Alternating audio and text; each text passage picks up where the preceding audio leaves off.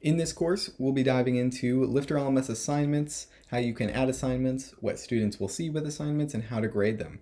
My name is Will Middleton. Let's jump into it. So I already have the LifterLMS assignments plugin installed on the website here. I'm just going to go ahead and activate that. If you don't already have LifterLMS assignments, you can find that at lifterlms.com.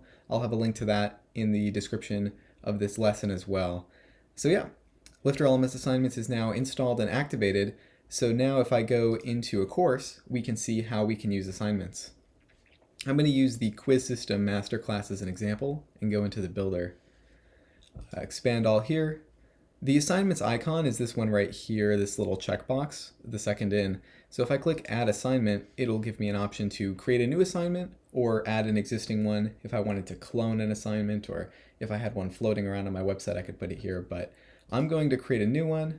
Now from here, we can check out the different settings available to us. We can change the title of the assignment.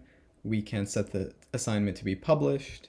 If we're ready to set that live for students, we can trash our assignment here, or we can detach the assignment. If you wanted to take it off of this lesson and move it to another lesson, you can detach and move that using this feature here.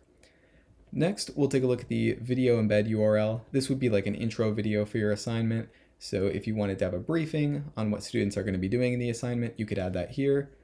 I have this YouTube video up here I'll add as an example, but you can paste Vimeo, Wistia, YouTube, whatever you want right here. You could add an audio as well, or instead of if you wanted to, and then a description. If you wanted to say, welcome to the assignment, we'll be talking about this.